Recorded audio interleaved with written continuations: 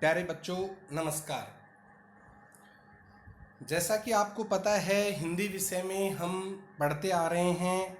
हमने पूरा गद्य भाग पढ़ लिया है। प्यारे बच्चों अब हम जो पद्य भाग है उसमें आ गए हैं। आपको हम गद्य भाग पढ़ाते हुए सारा पूरा किया, अच्छे से पूरा किया। एक एक लाइन एक एक शब्द को आपके लिए हमने पूरा कर दिया और उसके बाद में अब हम पद्य भाग में आ गए हैं और पद्य भाग में हम पढ़ रहे हैं। पद्य भाग में हम पहली कविता हरिवंश राय बच्चन जी की कविता हम पढ़ेंगे। प्यारे बच्चों आपको पता है गद्य भाग और पद्य भाग में काफ़ी अंतर होता है। गद्य विधा और पद्य विधा अलग अलग प्रश्न होते हैं, अलग अलग विचारधारा होती है, अलग अलग प्रश्न लिखने का तरीका अलग अलग होता है। जैसा कि आपको पता है पहली हमारी जो कविता है वह हरिवंश राय बच्चन जी की है। हरिवंश राय बच्चन जी अमिताभ बच्चन के पिताजी थे। उन्होंने वो एक छायावाद से जुड़े हुए कवि थे। उन्होंने हर रचना में अपनी समस्या को, अपनी पीड़ा को अवश्य व्यक्त किया है। प्यारे बच्चों हरिवंश राय बच्चन हिंदी गद्य और पद्य के बहुत बड़े पुरोधा कहलाते हैं। उन्होंने हिंदी साहित्य को बहुत कुछ दिया। आज भी हम उनकी कविताएं गुनगुनाते हैं। मधुबाला, मधुशाला, मधुकलश, बहुत सारी कविताएं उनकी हमें बहुत अच्छी लगती हैं। तो अब जो हमारा सिलेबस है उसमें पहला कवि हरिवंश राय बच्चन है और हरिवंश राय बच्चन जी के जीवन से जुड़ी हम बातें पढ़ेंगे और फिर उसके बाद प्यारे बच्चों हम उसके काव्य भाग को पढ़ेंगे, उसकी व्याख्या करेंगे और उसके प्रश्नों को ध्यानपूर्वक पढ़ेंगे।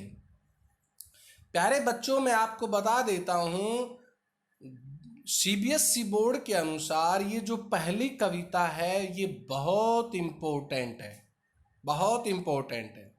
इस कविता के प्रत्येक शब्द, प्रत्येक पंक्ति के भाव को आपको भली भांति समझना है, पढ़ना है, जानना है, आपके लिए बहुत जरूरी है। प्यारे बच्चों हरिवंश राय बच्चन के जीवन से जुड़ी जीवन परिचय की बातें हम पढ़ते हैं और एक बार उनके जीवन से विभिन्न बातों से वार्तालाप करते हैं। सन 1907 इलाहाबाद। प्रमुख रचनाएं मधुशाला 1935, मधुबाला 1938, मधुकलश 1938, निशा निमंत्रण। ये निशा निमंत्रण की बहुत बड़ी रचना है और हम जो कविताएं पढ़ेंगे वो निशा निमंत्रण से हैं।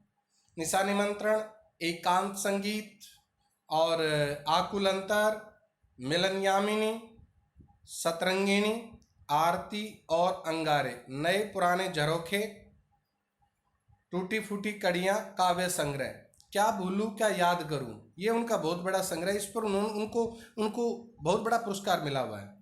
नीड का निर्माण, फिर बसेरे से दूर, 10 द्वार से सोपान तक, आत्मकथा 4 खंड, हेलमेट, जनगीता, मैकबेथ अनुवाद, प्रवासी की डायरी, उनका पूरा वांग्मय में बचपन ग्रंथावली के नाम से इन 10 खंडों में प्रकाशित है।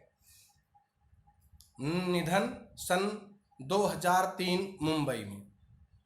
उन्होंने अपने हिंदी साहित्य में लिखा, पूर्व चलने के बटोही बाट की पहचान कर ले। हरिवंश राय बच्चन की कविता है, बहुत इम्पोर्टेंट और अच्छी कविता है, प्रेरणादायी कविता है और इस कविता को आप अपने जीवन में अवश्य ही पढ़ना, भाव के साथ पढ़ना। प्यारे बच्चों जैसा कि दिया है, पूर्व चलने के बटोही बाट की पहचान कर ले। पूर्व चलने, चलने से पूर्व, बटोही रागीर, हे रागीर रास्ते में चलने से पहले रास्ते की पहचान कर ले। अर्थात हे मंजिल में, हे लक्ष्य में जाने वाले, लक्ष्य में चलने से पहले लक्ष्य की पहचान कर ले। बहुत अच्छी बात दी है। पूर्व चलने के बटोही, बटोही रागीर, रास्ते में चलने वाला, मंजिल पर आगे बढ़ने वाला। बाट, बाट में नहीं रास्ता, मंजिल की पहचान कर ले, फिर उसके बाद में मंजिल बनना बड़ा मुश्किल हो जाएगा आपके लिए। 1942 से 1952 तक इलाहाबाद विश्वविद्यालय में प्राध्यापक, आकाशवाणी में के साहित्यिक कार्यक्रमों से संबद्ध, फिर विदेश मंत्रालय में हिंदी विशेषज्ञ रहे।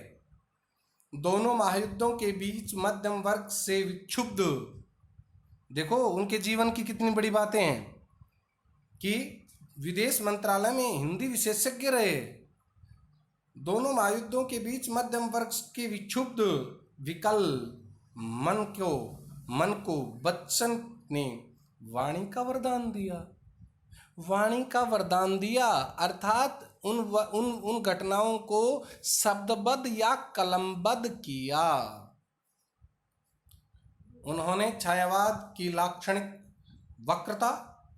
लाक्षणिक वक्रता, छायावाद की जो उनका तीखापन है, तीव्रता है, या जो समाज में विकृतियां हैं उनके प्रति जो कुठाराघात है, चोट है, के बजाय सीधी सादी जीवंत भाषा और संवेदनाओं से जुड़ी हुई, सहानुभूतियों से जुड़ी हुई भाषा, संवेदनसिक्त से सनी हुई गे शैली में, गाई जाने वाली शैली में अपनी बात कही है। व्यक्तिगत जीवन में घटी घटनाओं की सहज अनुभूति,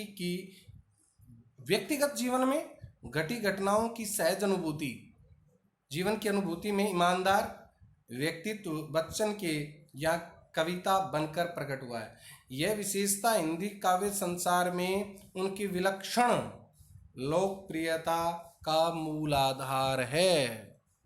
विलक्षण लोकप्रियता, आश्चर्यजनक लोकप्रियता। आज देखिए हरिवंश राय बच्चन को देश ही नहीं विदेशों में भी जाना जाता है।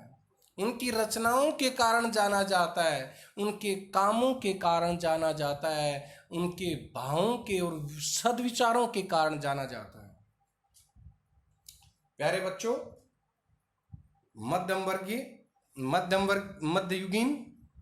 मध्ययुगीन भक्ति काल के बाद फारसी के कवि उमर खयाम बहुत बड़े शायर हुए हैं। उमर खयाम का मस्तानापन हरिवंश राय बच्चन की प्रारंभिक कविताओं में विशेषकर मधुशाला में एक अद्भुत अर्थ विस्तार पाता है, एक अर्थ विस्तार को जन्म देने वाला है।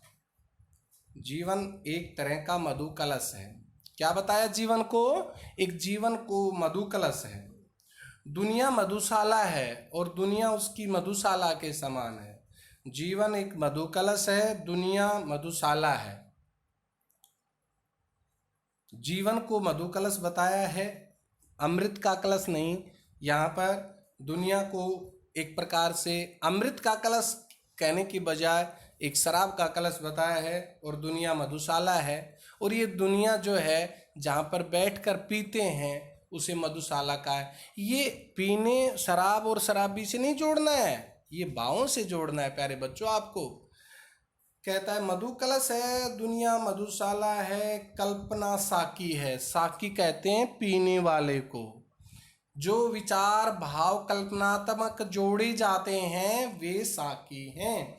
और कविता का यह प्याला जिसमें डालकर जीवन पाठक को पिलाया जाता है, जीवन रूपी पाठक को पिलाया जाता है। कविता का एक घूंट जीवन का एक घूंट है। कविता का एक घूंट कहता है जीवन का एक घूंट है। पूरी तन्मयता से जीवन का घूंट भरे। देखो कितने भावों से जोड़ेगा, इन बातों को ध्यान रखें। कविता का एक घूंट जीवन का एक घूंट है। पीने वाले के लिए जीवन मिलता है पूरी तन्मयता से, जीवन का घूंट भरे। जीवन का घूंट भरने से पूरी तन्मयता के साथ, पूरी लगन के साथ, कड़वा खट्टा भी सहज भाव से स्वीकार करे तो यह अंततः एक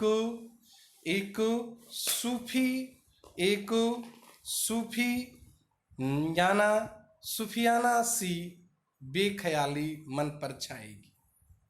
सूफियाना, सूफियाना कहते हैं जो मुसलमानों में सूफी कवि हुए हैं, मस्त, फक्कड़, विरक्ति से जुड़े हुए, दुनियादारी से दूर, उनको सूफियाना कहते हैं। बेख्याली मन में छाएगी, एक के बहाने सारी दुनिया को, सारी दुनिया से इश्क हो जाएगा, प्रेम हो जाएगा। तेरा मेरा के समय झगड़े काफूर हो जाएंगे, मिट जाएंगे, दूर चले जाएंगे, काफूर हो जाएंगे। इसे बच्चन का हालावादी दर्शन कहा है। याद रखिए, क्या बताया नाम? हालावादी, यानी कि मस्त मौला दर्शन बताया है, मस्ती से भरा हुआ दर्शन बताया है। यह बात ध्यान देने योग्य है कि उनकी युगबोध संबंधी कविताएं, यह बात ध्यान देने योग्य है कि उनकी युगबोध संबंधी कविताएं जो बाद में लिखी गई, उनकी मूल्यांकन अभी तक कम ही हो पाया है। उन्होंने जो भावों के साथ कविताएं लिखी, उनका मूल्यांकन अभी नहीं हो पाया है। बच्चन का कवि रूप में सबसे विख्यात रहे, उन्होंने कहानी सबसे विख्यात, यह बात ध्यान देने योग्य है। फिर से देखिए, यहाँ से ये बात ध्यान देने योग्य है कि उनकी युगबोध संबंधी कविताएं जो बाद में लिखी गई, उनका मूल्यांकन अभी तक कम हो पाया है। ध्यान से अभी उनका जो है निष्कर्ष निचोड़ नहीं निकाल पाए हैं। बच्चन का कवि रूप में सबसे विख्यात बताया कि उन्होंने कहानी, नाटक, डायरी आदि के साथ बेहतरीन, ये साहित्य की विधाएं होती हैं, कहानी, नाटक, डायरी आदि के साथ बेहतरीन आत्मकथा भी लिखी। ईमानदार, आत्म स्वीकृति और प्रांजल, बहुत सुलझी हुई, परिष्कृत।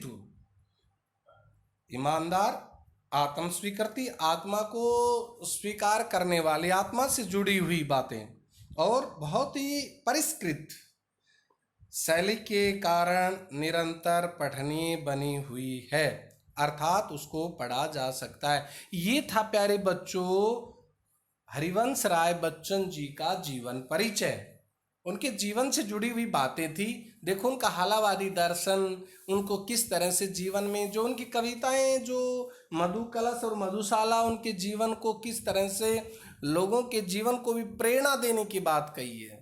प्रेम के कवि हैं ये, प्रेम के कवि।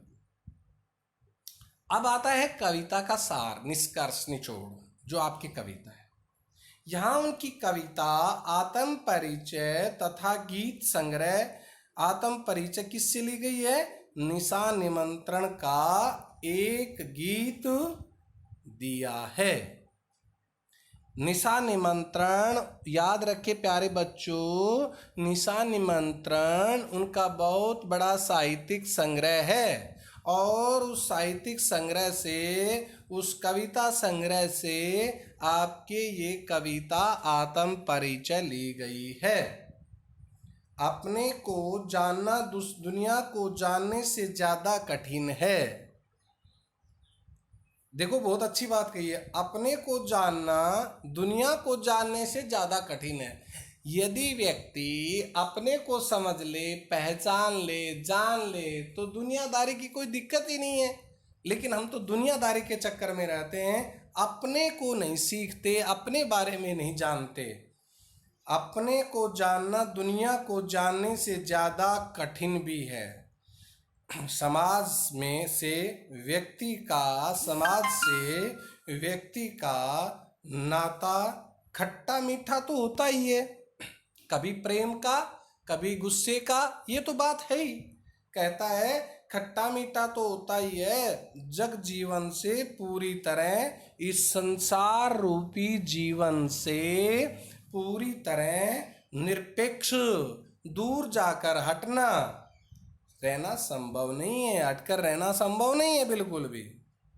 दुनिया अपने व्यंग बाण और शासक प्रशासन में चाहे जितना कष्ट दे, व्यंग बाण और शासन प्रशासन से चाहे जितना कष्ट दे, पर दुनिया से कटकर मनुष्य रह भी नहीं सकता। ये संसार, ये दुनिया चाहे मनुष्य को कैसे भी उसके ऊपर व्यंग करती रहे, उसको बुरा कहती रहे, लेकिन इस दुनिया से तो हटा भी नहीं जा सकता है, क्योंकि मनुष्य एक सामाजिक प्राणी है और वह समाज में रहकर ही जी सकता है, जीवन यापन कर सकता है, अपनी परवरिश कर सकता है। कहता है कवि कि अपना परिचय देते हुए ये लगातार दुनिया, इसमें कहा कि व्यंग बाण शासक प्रशासन से चाहे जितना कष्ट हो, पर दुनिया से कटकर मनुष्य रह भी नहीं सकता है, क्योंकि उसकी अपनी अस्मिता, उसका वर्चस्व, उसका भाव, अपनी पहचान का सबसे बड़ा मूल्य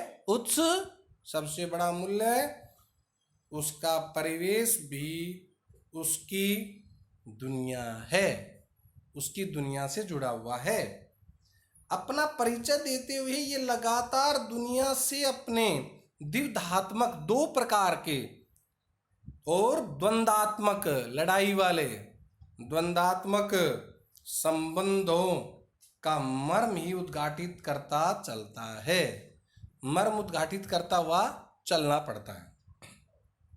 और पूरी कविता का सारांश एक पंक्ति में यह बनता है कि दुनिया से, देखो प्यारे बच्चों, दुनिया से मेरा संबंध प्रीति कलह का है। प्रेम और कलह, देखो दोनों बातें कही है, विरोधाभास सी बात है यहाँ पर। प्रेम का भी है और कलह का भी है। प्रेम का क्यों है और कलह का क्यों है, ये हम कविता में पढ़ेंगे। इस संसार से प्रेम भी करता है और कलह भी करता है।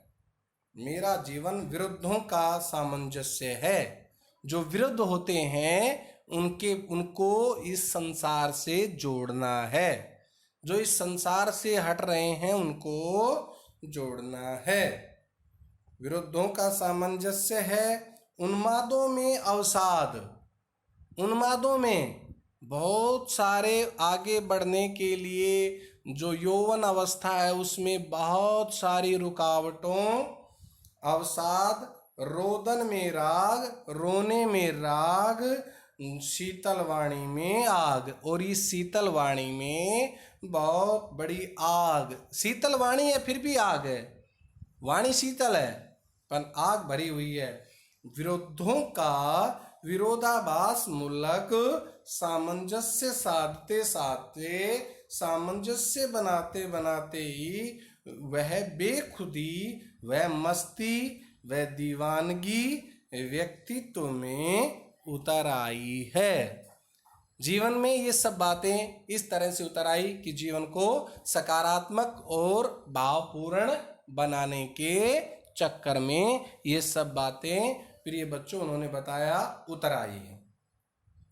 आगे बताया, मैं कवि कहता है हरिवंश राय बच्चन जी कहते हैं कि दुनिया में हूँ, मैं दुनिया में तो हूँ, दुनिया में हूँ, दुनिया का तलबगार नहीं हूँ, दुनिया का किसी तरह से गुलामी के भाव से जुड़ा हुआ आदमी नहीं हूँ मैं, और दुनिया से किसी प्रकार का नाता बिगाड़ने वाला मैं नहीं हूँ। आगे कहता है कि दुनिया में हूँ, दुनिया का तलबगार नहीं हूँ, बाजार से गुजरा हूँ, दुनिया की खोज खबर रखने की जिम्मेदारी मेरी नहीं है।